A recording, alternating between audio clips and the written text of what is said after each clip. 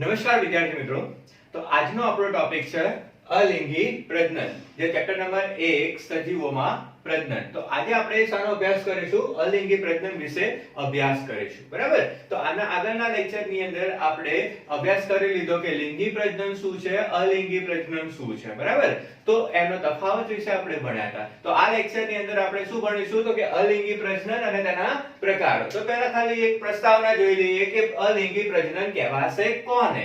અલિંગી પ્રજનન એટલે શું? બરાબર? તો અલિંગી પ્રજનન એટલે શું? તો કે જેની અંદર કોઈ પણ પ્રકારના જન્યુઓના નિર્માણ વગર, શું કહેવાય છે અલિંગી પ્રજનનનો મતલબ શું કરીશું? તો કે જન્યુઓના નિર્માણ થયા વગર જે સંતતિ નિર્માણ પામે છે એ પ્રક્રિયાને આપણે શું કહીએ છીએ? અલિંગી પ્રજનન તરીકે ઓળખતા હોઈએ છીએ. બરાબર? અને આ અલિંગી પ્રજનનની અંદર આપણને ફક્ત એક જ પિતૃની જરૂરિયાત રહેતી હોય છે. અહીંયા બે વિરુદ્ધ જાતિના પિતૃઓની જરૂરિયાત જોવા મળતી નથી. બરાબર? તો આજે આપણે અલિંગી પ્રજનનની અંદર કોના વિશે અભ્યાસ કરીશું? બરાબર? તો કે એક કોષી સજીવો છે. બરાબર? સરળ પ્રકારનું આયોજન, સરળ પ્રકારનું સ્તરીય આયોજન ધરાવતા વનસ્પતિ અને પ્રાણીઓ વિશે આપણે અભ્યાસ કરવાનો છે. એની અંદર અલિંગી પ્રજનનનો અભ્યાસ કરીશું. તો એમાં અલિંગી પ્રજનનની અંદર શું જોતા હતા આપણે? કે જે નવી નિર્માણ પામતી સંતતિ હતી એ એક્ઝેક્ટ કોના જેવી હતી? એના પિતૃ જેવી. બરાબર? તો આપણે અહીંયા અલિંગી પ્રજનનની અંદર જુદા જુદા પ્રકારો વિશે ભણીશું. તો એ પ્રકારો કયા કયા છે? તો એક છે ભાજન, બે બહુભાજન, ત્રણ બીજાણુ નિર્માણ, ચાર કલિકા સર્જન અને પાંચ અવખંડન વિશે આપણે અભ્યાસ કરીશું. બરાબર? તો એમાં સ્ટેપ બાય સ્ટેપ આપણે જોતા જઈએ છીએ. તો ફર્સ્ટ લઈએ છીએ ભાજન, ભાજનની પ્રક્રિયા. બરાબર? તો ધ્યાનથી સાંભળજો.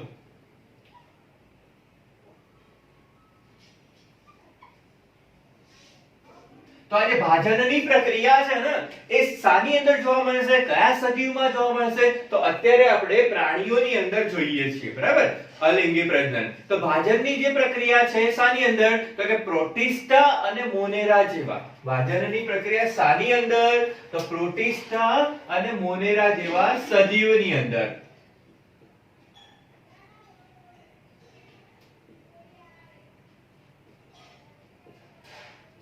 પ્રોટિસ્ટા અને મોનેરા જેવા સજીવમાં આપણે અલિંગી ભાજનની પ્રક્રિયા જોઈએ. તો આ જે ભાજનની પ્રક્રિયા છે ને એની અંદર શું થશે?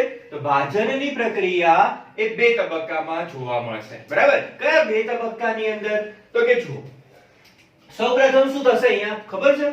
કે સૌપ્રથમ ભાજનની પ્રક્રિયામાં, ભાજન એટલે શું? સામાન્ય અર્થ કરવો હોય તો કે વિભાગ કરવો, ભાગવું. બરાબર? તો ભાજનનો મતલબ શું થશે? વિભાજન. કેવી રીતે વિભાજન કરીશું? તો અહીંયા બે ભાગની અંદર આપણે વિભાજન કરીશું. કેવી રીતે? તો બે ભાગની અંદર. તો એની અંદર બે તબક્કા છે. એક શું જોવા મળશે? તો પ્રથમ તબક્કા દરમિયાન પ્રથમ પ્રક્રિયા શું થશે અહીંયા? તો કે સૌપ્રથમ કોષ કેન્દ્રનું શું થશે? તો સૌપ્રથમ કોષ કેન્દ્રનું વિભાજન થશે. બરાબર? સૌપ્રથમ શું થાય છે? તો કે કોષ કેન્દ્ર એ વિભાજિત થતું હોય છે. બરાબર? તો પહેલો તબક્કો શું થયો? કોષ કેન્દ્રનું વિભાજન, જેને ઇંગ્લિશમાં શું કહેવામાં આવે છે? તો ઇંગ્લિશમાં એને કહીએ છીએ કેરિયોકાઇનેસિસ. બરાબર? કોષ કેન્દ્રનું વિભાજન. જ્યારે બીજા તબક્કામાં શું જોવા મળશે? તો બીજા તબક્કાની અંદર કોષ કેન્દ્ર વિભાજન પામી ગયો તો બીજા તબક્કામાં શું થશે? કોષ રસનું વિભાજન થશે. બરાબર? અને એ પણ કેવા પ્રકારનું વિભાજન? તો કે સમાન વિભાજન. એટલે અહીંયા કોઈને પણ અન્યાય થશે નહીં. બંનેને સમાન જ ત્યાં શું થશે? વિભાગ પડશે. બરાબર? કોષ કેન્દ્ર પણ સરખું વિભાજિત થશે અને કોષ રસનું પણ વિભાજન કેવું થશે? સરખા પ્રમાણમાં થશે. બરાબર? જોઈએ ઉદાહરણ તરીકે. તો જો આ છે આપણો સજીવ. બરાબર? એનું કોષ કેન્દ્ર, એની ફરતે શું રહેલું હશે? તો કે કોષ રસ, જેને આપણે શું કહીએ છીએ? સાયટોપ્લાઝમ તરીકે ઓળખતા હોઈએ છીએ, બરાબર? જીવરસ કહીએ છીએ, કોષરસ કહીએ છીએ. તો આ શું છે? આનું કોષ કેન્દ્ર, સેન્ટરમાં જે છે એ શું થશે? તો કોષ કેન્દ્ર. એની ફરતે શું વીંટાયેલું છે? તો એની ફરતે વીંટાયેલું હોય છે કોષ રસ. ઓકે, આટલું સમજાઈ જાય છે? હવે અહીંયા વિભાગ કેવી રીતે કરીશું? તો સૌપ્રથમ શું વિભાગ થશે? શાનું વિભાજન થશે? તો સૌપ્રથમ કોષ કેન્દ્ર વિભાજિત થશે અને એના પછી કોષ રસનું વિભાજન થશે, બરાબર? તો કોષ કેન્દ્ર અહીંયા શું થશે? વિભાગ કેવી રીતે પડશે? તો કોષ કેન્દ્ર પ્રથમ કેવો આકાર ધારણ કરશે? તો નળાકાર જેવો આકાર ધારણ કરે.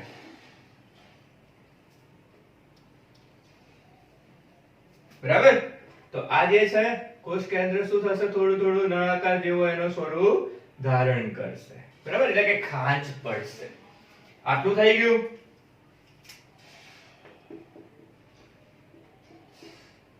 બરાબર? હવે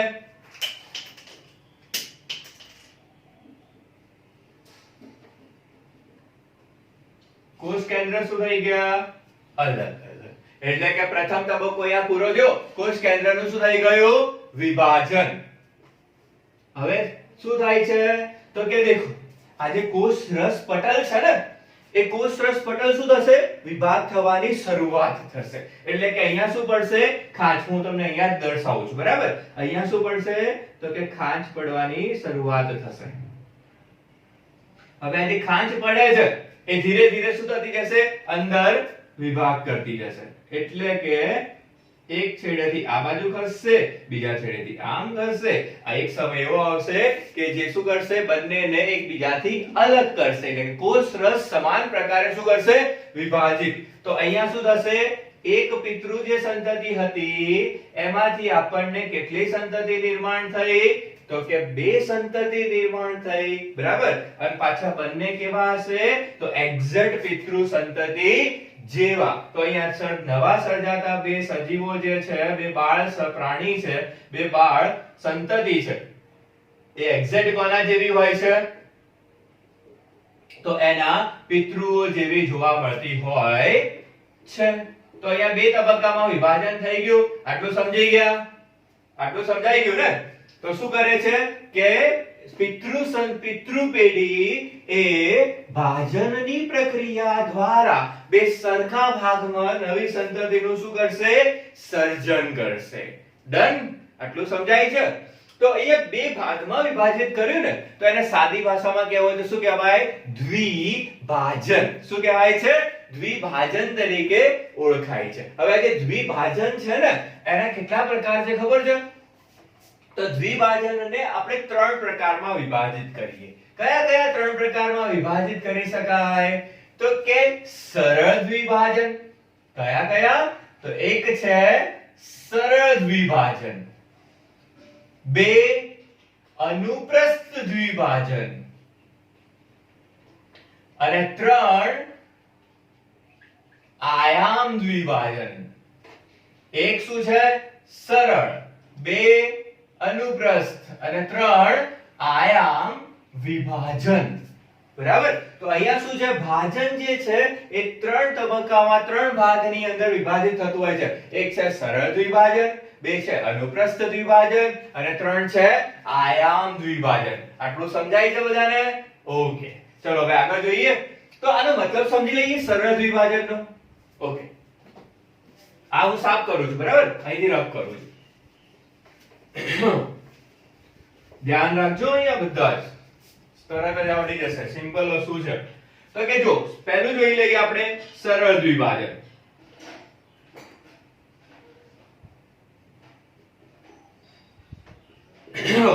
તો આ જે સરળ દ્વિભાજન છે ને, એ શામાં જોવા મળશે? તો કે ઉદાહરણ જોવું હોય તો અમીબા લઈ શકાય. શાની અંદર? અમીબા. બરાબર? અહીંયા શું વિશેષતા છે આની અંદર? શું તફાવત છે બધામાં? તો કે અહીંયા જે છે ને, જે કોષ રસ, બરાબર, આપણે બીજો તબક્કો અહીંયા લેવાનો છે. કોષ કેન્દ્ર તો વિભાજન થવાનો જ છે સરખા ભાગમાં, પરંતુ જે કોષ રસનું જે વિભાજન છે ને, અહીંયા શું છે કે કોઈ પણ દિશાની અંદર પરફેક્ટ હોતું નથી, મતલબ કે કોઈ ચોક્કસ દિશામાં એ ફિક્સ હશે નહીં. મતલબ કોષરસનું વિભાજન, કોષરસ પટલનું વિભાજન એ ચોક્કસ દિશામાં જોવા મળતું નથી. ઓકે, સમજી ગયા આટલું? ડન. સેકન્ડ છે, બીજો તબક્કો છે અનુપ્રસ્થ દ્વિભાજન. તો અનુપ્રસ્થ દ્વિભાજન જે છે, આ અનુપ્રસ્થ દ્વિભાજન કયા પ્રકારના સજીવોમાં જોવા મળશે? તો અનુપ્રસ્થ દ્વિભાજન એ પેરામીશિયમ અને પ્લેનેરિયા.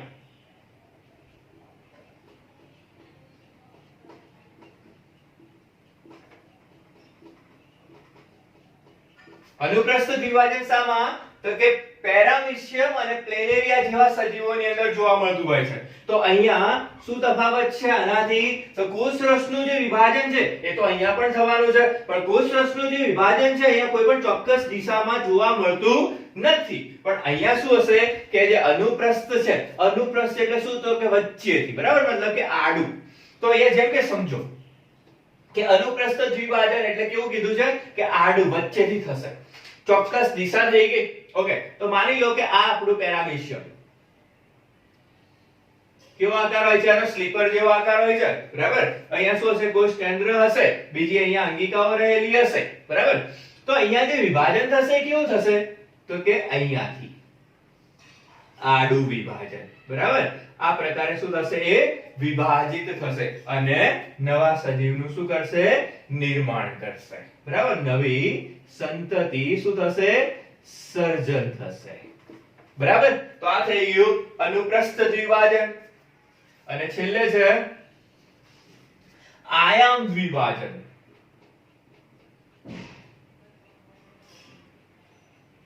આયામ દ્વિભાજન, બરાબર. આયામ વિભાજન કો આયામ દ્વિભાજન કહીએ, બરાબર. તો અહીંયા કેવું હતું? વચ્ચેથી થયું, આડું થયું. જ્યારે આયામ વિભાજન કેવું થશે? તો કે આયામ અક્ષે. અહીંયા કેવું હોય છે? તો કે અનુપ્રસ્થ તલે.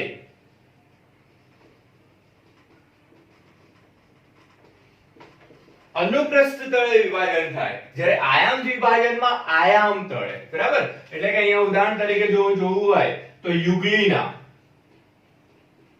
અને વોર્ટિસેલા, યુગ્લિના અને વોર્ટિસેલા જેવા સજીવની અંદર આયામ વિભાજન જોવા મળે છે, બરાબર.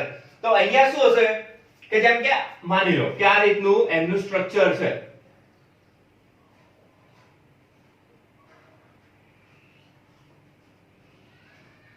આ રીતનું એમનું બંધારણ છે. કોષ કેન્દ્ર, બરાબર. આ પ્રકારે સજીવ છે. હવે અહીંયા આયામ વિભાજન કીધું છે ને, તો આયામ વિભાજન ક્યાંથી શરૂ થશે? તો કે અહીંયાથી આ રીતે ઊભું, બરાબર. આ પ્રકારે આડી ઊભી રીતે શું થશે? એ વિભાજન થશે. અહીંયા શું હતું? આ શું હતું? આડું હતું, અનુપ્રસ્થ તળે. અહીંયા કયા તળે? તો કે આયામ તળે. અહીંયા જે વિભાજન થાય છે કોષરસનું, એ કોષરસનું વિભાજન કેવી રીતે થાય છે? તો કે આયામ તળે કોષરસીય વિભાજન જોવા મળશે. તો આટલું છે ભાજનની અંદર. આટલું બધાને સમજાઈ ગયું છે? ઓકે, તો આગળ વધીએ. નેક્સ્ટ,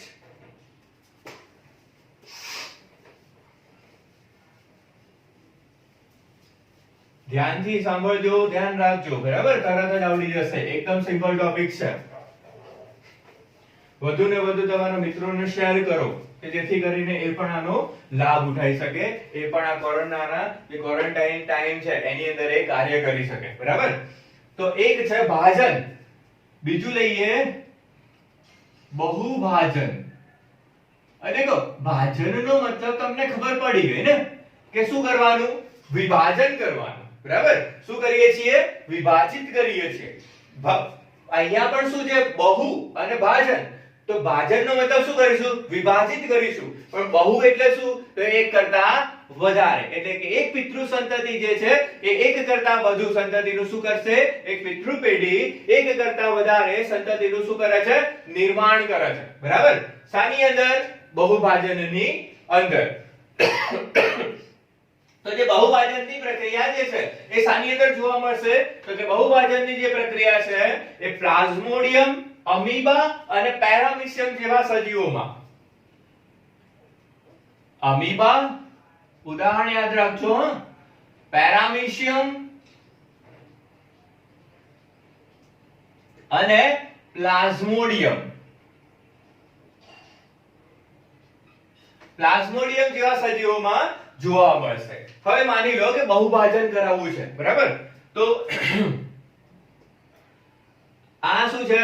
તો કે પિતૃ સંતતિ, પિતૃ પેઢી. આ એનું કોષ કેન્દ્ર. એની ફરતે શું વીંટળાયેલું હશે? કોષ રસ.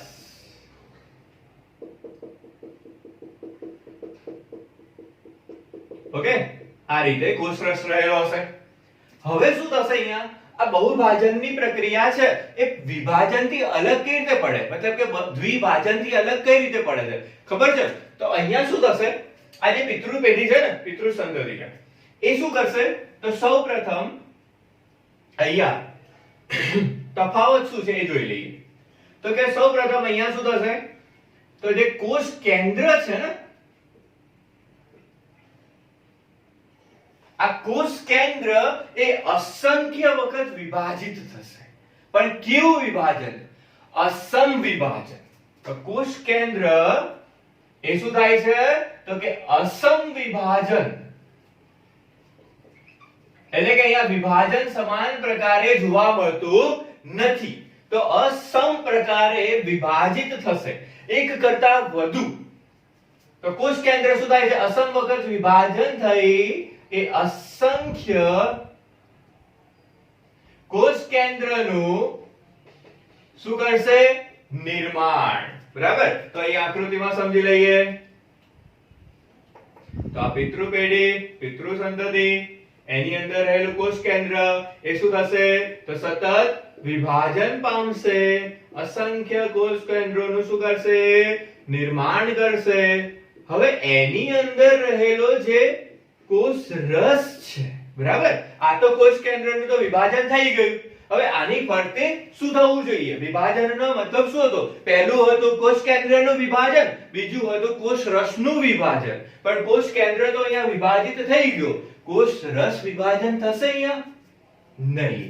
તફાવત અહીંયા સૌથી મોટો કયો છે? કોષ રસીય વિભાજનનો. મતલબ કે સાયટોપ્લાઝમ અહીંયા વિભાજિત થતું નથી. શું થતું હતું પ્રોસેસ? કે પહેલું કોષ કેન્દ્ર વિભાજન થઈ જાય, એના પછી કોષ રસનું વિભાજન થવું જોઈતું હતું ને, પરંતુ અહીંયા એવું થશે નહીં. કોષ કેન્દ્ર સતત વિભાજન પામ્યા જ કરશે, કોષ રસ વિભાજન થતો નથી. તો હવે દેખો કોષ રસ શું થશે? આ જે કોષ કેન્દ્ર છે એની ફરતે એ વીંટળાઈ જશે. બરાબર? દરેક કોષ કેન્દ્રની ફરતે કોષ રસ શું થઈ જશે? વીંટળાઈ જશે. અને હવે જ્યારે એમને અનુકૂળ પરિસ્થિતિ પ્રાપ્ત થશે, બરાબર, એક અનુકૂળ સ્થિતિ પ્રાપ્ત થશે, ત્યારે આ જે કોષ રસીય પટલ છે ને, એ કોષ રસીય પટલનું શું થશે? તો કે વિઘટન. એનું શું થાય છે? કોષ રસીય પટલનું શું થાય છે? તો વિભાજન થાય છે. એટલે કે અનુકૂળ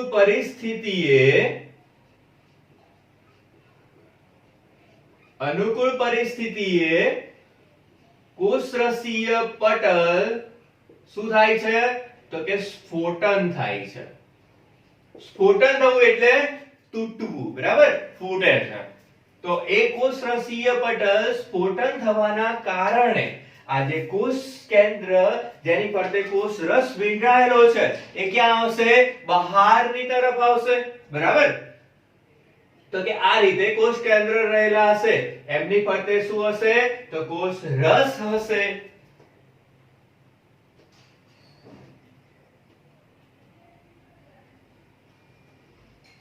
તો આ પ્રકારે જે અલગ થયેલા જે ઘટકો છે, જે સ્ફોટન પામીને ઘટકો બહાર નીકળે છે, એને આપણે શું કહીએ? એ કેવી રીતે વર્તે છે? તો એ સ્વતંત્ર સજીવ તરીકે વર્તે છે. બરાબર? કેવી રીતે વર્તશે? સ્વતંત્ર સજીવ તરીકે, સ્વતંત્ર સંતતિ તરીકે વર્તતા હોય છે. તો એક કરતા વધુ સંતતિનું અહીંયા શું થાય છે? નિર્માણ થાય છે. એટલા માટે શું કહેવામાં આવે છે? બહુભાજનની પ્રક્રિયા તરીકે ઓળખવામાં આવે છે. બરાબર? આટલું સમજી ગયા બધા? ગુડ. ચાલો, વેરી ગુડ. ઓકે, નેક્સ્ટ આગળ જોઈએ. ત્રીજો તબક્કો જોઈ લઈએ, બીજાણુ નિર્માણનો. એટલે સુધી સમજાય છે ને? ચલો આગળ ભણીએ આપણે.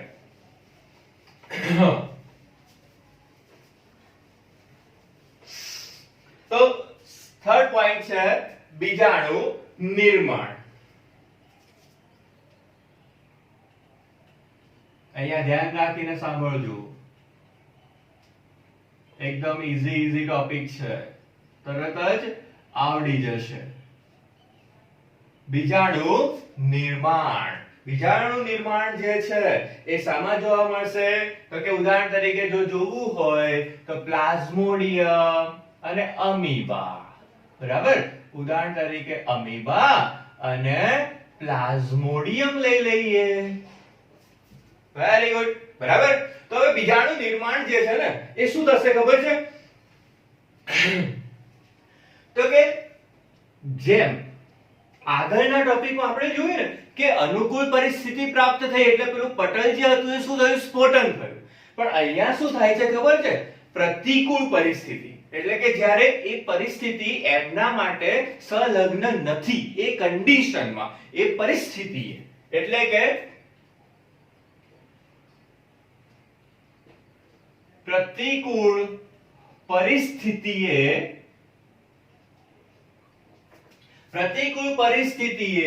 એ સજીવને પોતાનું જીવનનું સાતત્યતા જાળવી રાખવા માટે જીવન સાતત્ય જાળવી રાખવા માટે એ શું કરે છે? તો કે અનુકૂલન દર્શાવતો હોય છે. બરાબર? એ અનુકૂલન કેવી રીતે દર્શાવશે? તો કે પ્રતિકૂળ પરિસ્થિતિ છે એટલે કે એ પરિસ્થિતિ એના લાયક છે નહીં. તો એ સ્થિતિએ શું થશે?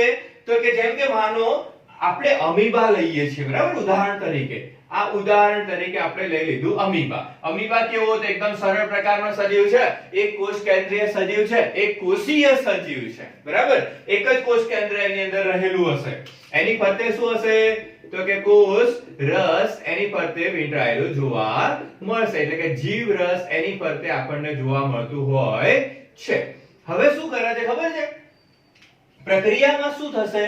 તો કે આ જે અમીબા છે ને, એ અમીબા એ પોતાના પહેલી સ્ટેપમાં શું થાય ખબર છે?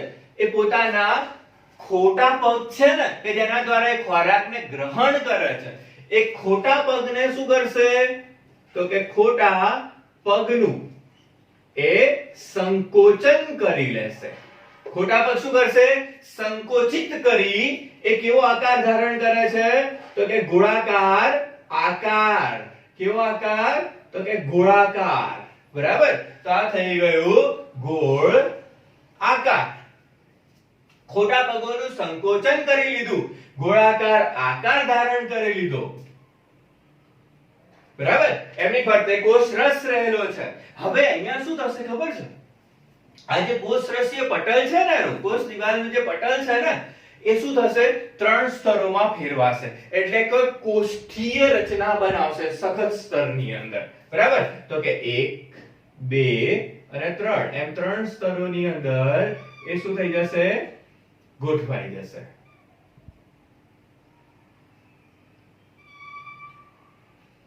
બરાબર? 3 સ્તરોનું શું થઈ જશે? રચના નિર્માણ થશે. એ 3 સ્તરની જે રચના બનશે એને શું કહેવામાં આવશે? કોષ્ઠી તરીકે ઓળખવામાં આવશે. એ પ્રક્રિયાને શું કહેવામાં આવશે? કોષ્ઠન તરીકે ઓળખવામાં આવશે. બરાબર? તો કે અમીબા ખોટા પગોનું સંકોચન કરે અને એની ફરતે 3 સ્તરોની બનેલી રચના બને છે, રચના નિર્માણ પામે છે, જેને આપણે કહીએ છીએ કોષ્ઠી. એ પ્રક્રિયાને શું કહેવામાં આવે છે? કોષ્ઠન. બરાબર? તો પ્રતિકૂળ પરિસ્થિતિમાં આ સ્થિતિ ત્યાં જળવાઈ રહેશે. બરાબર? હવે શું થશે? હવે શું થવાનું છે અહીંયા? તો કે એ જે કોષ કેન્દ્ર છે ને, એ કોષ કેન્દ્ર એ શું થશે? તો કે એ સતત વિભાજિત થશે. આ કોષ કેન્દ્ર એ સતત શું થશે? વિભાજિત થશે. એટલે કે જે બહુભાજનની પ્રક્રિયા જોઈ ગયા ને, એ બહુભાજન સ્વરૂપે જ અહીંયા જોવા મળશે. તો કે કોષ કેન્દ્ર, એમાં રહેલું જે કોષ કેન્દ્ર તો અહીંયા જોઈ લઈએ, જે કોષ કેન્દ્ર છે એ કોષ કેન્દ્ર બહુભાજન દ્વારા એક કરતા એટલે કે અસંખ્ય કોષ કેન્દ્રોમાં ફેરવાશે. એમની ફરતે કોષ રસ હશે. હવે એ જેમ બહુભાજનમાં શું થતું હતું? કોષ રસ વિભાજન પામતું હતું? ના. બરાબર? તો એ જ પરિસ્થિતિ અહીંયા પણ જોવા મળશે. કોષ રસ વિભાજન થશે નહીં. એ શું થશે? ખાલી એની ફરતે, એ કોષ કેન્દ્રની ફરતે શું થઈ જશે? ગોઠવાઈ જશે. બરાબર? હવે જ્યારે એમને અનુકૂળ સ્થિતિ પ્રાપ્ત થશે, એ અનુકૂળ સ્થિતિ પ્રાપ્ત થતા આ જે કોષ્ઠન છે એ કોષ્ઠન શું થાય? વિભાજિત થાય. એ કોષ્ઠનનું શું થશે? વિઘટન થશે. હવે કોષ્ઠન વિઘટન પામી જશે તો કોષ્ઠનનું વિઘટન થતા એટલે કે કોષ્ઠી વિઘટન થતા એમાંથી કોષ કેન્દ્ર અને એમની ફરતે રહેલો કોષ રસ એ શું થશે? બહારની તરફ મુક્ત થશે. હવે બહારની તરફ જો મુક્ત થાય તો એ કેવી રીતે વર્તે છે? તો કે સ્વતંત્ર સજીવ તરીકે, સ્વતંત્ર સજીવ સંતતિ તરીકે શું થાય છે? એ વ્યક્ત થતું હોય છે. બરાબર? એટલે કે એમાંથી સ્ફોટન થયા બાદ જ્યારે અનુકૂળ પરિસ્થિતિ પ્રાપ્ત થઈ જાય એટલે કોષ્ઠન શું થાય? વિઘટન પામી જાય. કોષ્ઠન વિઘટન પામી જાય ત્યારે એમાંથી શું સર્જાશે? જે કોષ કેન્દ્ર છે એની ફરતે કોષ રસ વીંટળાશે અને સ્વતંત્ર સજીવ તરીકે નિર્માણ પામશે. તો આ થઈ જશે બીજાણુ નિર્માણ. અહીંયા જે બીજાણુ નિર્માણ થતા હોય છે ને, એ બીજાણુ નિર્માણ કેવા હોય છે? જેને આપણે કહીએ છીએ કુટપાદીય બીજાણુ તરીકે ઓળખતા હોય છે. આ જે નિર્માણ થતા જે ઘટકો છે ને એને શું કહેવાય છે? કુટપાદીય બીજાણુ. બરાબર? કુટ એટલે શું? ખોટા. બરાબર? કુટપાદીય બીજાણુ તરીકે ઓળખતા હોઈએ છીએ. તો આ થઈ જશે બીજાણુ નિર્માણની પ્રક્રિયા. બીજાણુઓનું જે સર્જન છે ને, એ બીજાણુઓનું સર્જન કેટલા પ્રકારે થાય ખબર છે? તો બીજાણુઓ જે છે એ 2 પ્રકારે સર્જન પામતા હોય છે. કયા કયા 2 પ્રકારે સર્જન પામતા હોય? તો એક હોય ચલિત બીજાણુ કે જે ચાલીને શું કરી શકે? જઈ શકે એક જગ્યાએથી બીજી જગ્યાએ. બીજા કેવા હોય છે? અચલિત બીજાણુ અથવા અચલ બીજાણુ તરીકે આપણે એને ઓળખતા હોઈએ છીએ. તો બીજાણુઓનું સર્જન કેટલા પ્રકારે? તો કે 2 પ્રકારે. કયા કયા 2 પ્રકારે? તો કે એક છે જેને આપણે શું કહીશું? ચલિત બીજાણુ.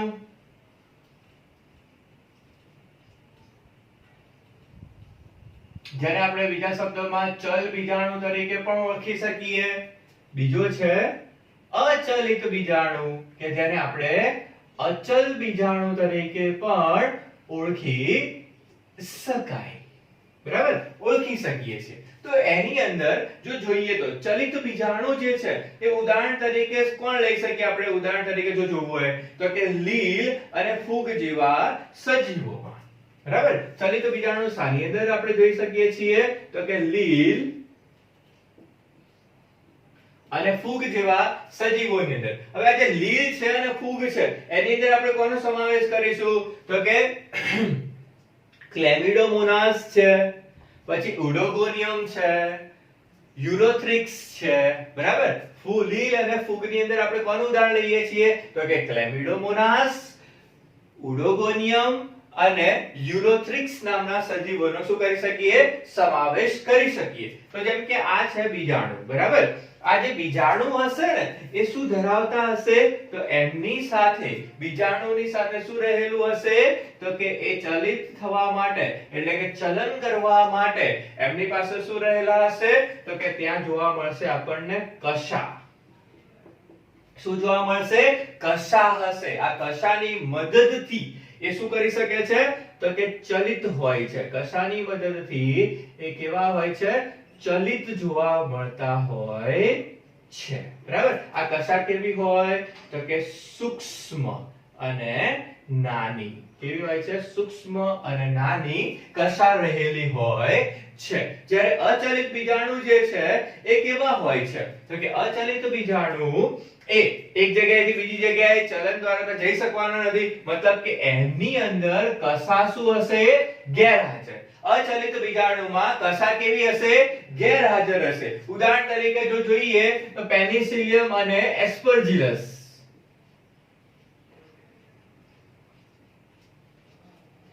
પેનિસિલિયમ અને એસ્પરજીલસ નામની સળી, એની અંદર શું જોવા મળશે આપણને? તો કે અચલિત બીજાણુઓનું નિર્માણ. અહીંયા કશા કેવી હશે? તો કે કશા ગેરહાજર. તો આ જે બીજાણુ છે એ બીજાણુને એક જગ્યાએથી બીજી જગ્યાએ જવું હશે તો કેવી રીતે જઈ શકશે? તો એમને જવા માટે શાની મદદ મળશે? તો કે બીજા ઘટકોની, પર્યાવરણીય ઘટકોની મદદથી એ શું કરશે? એક જગ્યાએથી બીજી જગ્યાએ જઈ શકશે, પરંતુ કશા પોતાની રીતે જઈ શકતા નથી, બરાબર? તો અહીંયા આ બીજાણુ કેવા હશે? તો બીજાણુઓ વજનમાં હલકા.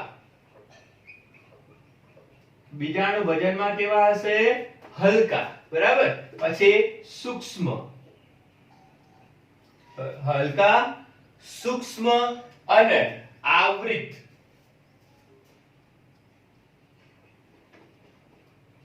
એટલે કે મજબૂત આવરણ એમની ફરતે જોવા મળશે, બરાબર? તો આ થઈ જશે ચલિત બીજાણુ, આ થઈ જશે અચલિત બીજાણુ, બરાબર? ચલિત અને અચલિત બીજાણુઓનું નિર્માણ થઈ ગયું આટલું. નેક્સ્ટ પોઈન્ટ છે અહીંયા આપણો કલિકા સર્જન.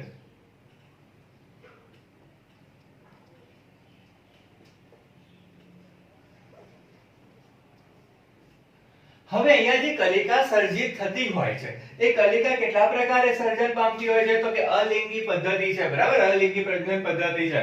એમાં કલિકા જે છે એ બે પ્રકારે સર્જન પામતી હોય છે. એક બહિર્કલિકા, એટલે કે બહારની તરફ, શરીરની બહારની તરફ બહિર્કલિકા સર્જન, અને બીજું છે અંતઃકલિકા સર્જન.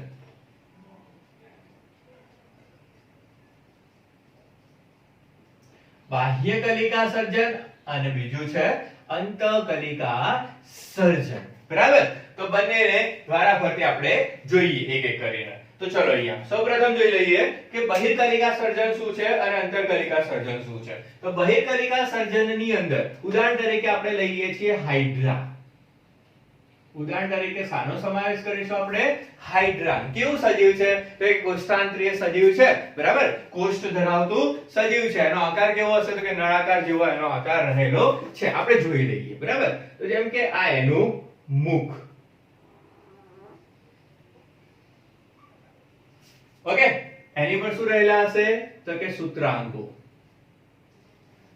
હવે આ જે હાઇડ્રા છે ને, બરાબર? હવે એ જે શરીર છે એ શરીરની કોઈ પણ ભાગેથી બહારની તરફ શાનું સર્જન થાય છે? તો કોષીય સમૂહો સર્જાતા હોય છે, જેને શું કહીએ છીએ આપણે? બહિરુદભેદ કહીએ છીએ, બરાબર? તો કે અહીંયા સપોઝ ઉદાહરણ તરીકે શું સર્જાયું? કોષીય સમૂહ. હવે જે કોષીય સમૂહ છે ને એ ધીરે ધીરે કેવો આકાર ધારણ કરતા રહે છે? તો કે ધીરે ધીરે એમના પિતૃ જેવો આકાર એ શું કરે છે? ધારણ કરે છે, બરાબર? એક સ્થિતિ એવી આવે છે કે કમ્પ્લીટ કેવા બની જાય છે? તો કે એમના પિતૃઓ સમાન, એમના પિતૃઓ જેવા બનતા હોય છે, બરાબર? હવે એક અનુકૂળ પરિસ્થિતિએ એ પિતૃથી શું થઈ જશે?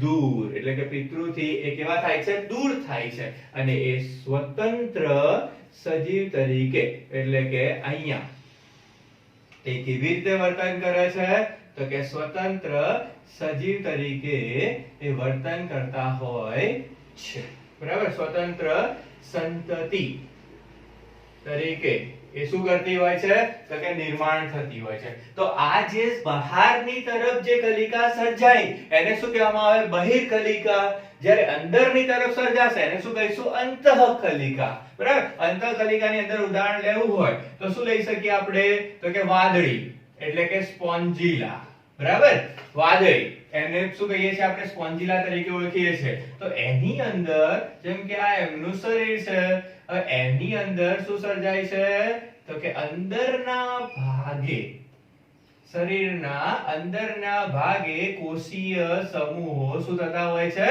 રચાતા હોય છે તો આ જે કોષીય સમૂહ જે રચાય છે જેને આપણે શું કહીએ છીએ તો કે જેમ્યુલ્સ તરીકે ઓળખીએ છીએ બરાબર આ જે છે કોષીય સજીવ જેને આપણે શું કહીશું જેમ્યુલ્સ તરીકે ઓળખીશું બરાબર તો આ કોષીય સમૂહ ક્યાં રચાયા તો કે શરીરની અંદરના ભાગે તો શરીરના અંદરના ભાગે સર્જાતા હોવાના કારણે એને શું કહીએ છીએ અંતઃકલિકા સર્જન તરીકે ઓળખતા હોઈએ છીએ બરાબર આ જે જેમ્યુલ્સ છે એ બધા કેવા હશે તો કે નર પ્રાણી તરીકે નર સજીવ તરીકે વર્તન કરશે નર સજીવ તરીકે વર્તશે તો આ થઈ જશે કલિકા સર્જન હવે લાસ્ટમાં છે આપણું અવખંડન અવખંડનનો મતલબ આપણે શું કરીશું બરાબર તો અવખંડન એટલે આપણે એક પ્રકારની શું છે લિંગી પ્રજનન પદ્ધતિ છે તો અવખંડનની અંદર એ શું જોવા મળશે તો કે યાંત્રિક દબાણના આધારે કોઈ પરિસ્થિતિ થઈ ગઈ કે યાંત્રિક દબાણના આધારે એ જે સજીવ છે એ સજીવના નાના મોટા શું જોવા મળશે આપણને તો કે ટુકડા થઈ જાય બરાબર કોઈ યાંત્રિક દબાણના આધારે જે સજીવ છે એ જે સજીવનું શરીર છે એ શરીર નાના નાના ટુકડા અથવા નાના મોટા ટુકડામાં શું થાય છે વિભાજિત થાય છે બરાબર તો હવે જે ટુકડામાં જે વિભાજિત થયું ને એ ટુકડાની અંદર એટલે કે સિમ્પલ રીતે આપણે જોઈએ ઉદાહરણ તરીકે અહીંયા તો કે જેમ કે આ રીતે છે બરાબર આ પ્રકારે હવે આ એનું શું છે શરીર છે બરાબર એ શું થઈ ગયું તો કે વિભાજન પામી ગયું યાંત્રિક દબાણના આધારે એ શું થાય છે તો કે વિભાજિત થતું હોય છે હવે અહીંયા કેટલા ભાગમાં વિભાજિત થયું ત્રણ ટુકડામાં ત્રણ ભાગની અંદર એ વિભાજિત થયું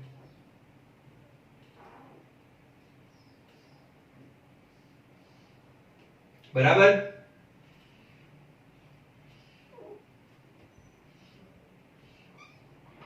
આ રીતે ત્રણ ભાગમાં શું થાય છે વિભાજિત થાય છે હવે એ દરેક ટુકડા પાસે શું રહેલું છે તો સર્જન શક્તિ રહેલી છે મતલબ કે પુનઃ સર્જિત થવાની શક્તિ રહેલી છે એટલે કે આ જે ઉપરનો ભાગ છે ને એ ઉપરનો ભાગ આખા નીચેના નવા ભાગનું ઉપરનો ભાગ એ નીચેના આખા ભાગનું સર્જન કરવાની શું ધરાવે છે શક્તિ ધરાવે છે એ જ પ્રકારે આ જે વચ્ચેનો ભાગ છે એ ઉપર અને નીચે એમ બંને ભાગોનું નિર્માણ કરવાની શક્તિ ધરાવે છે અને એ જ પ્રકારે ત્રીજો જે ભાગ છે એ શું કરશે તો કે પુનઃ સર્જિત થશે એટલે કે ઉપરના આખા ભાગનું શું કરશે નિર્માણ તો અહીંયા શું થાય છે કે એક ટુકડામાંથી એક આખો નવો સજીવ શું થશે તો કે નિર્માણ પામશે થોડી આકૃતિમાં સમજી લેજો બરાબર આકૃતિ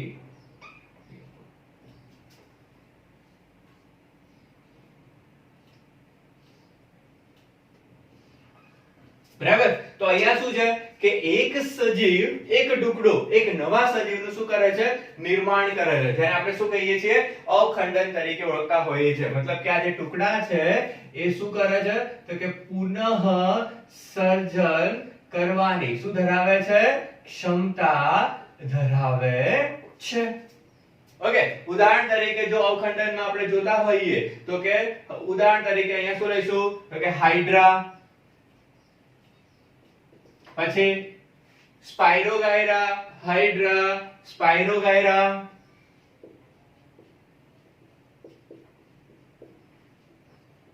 યુલોથ્રિક્સ,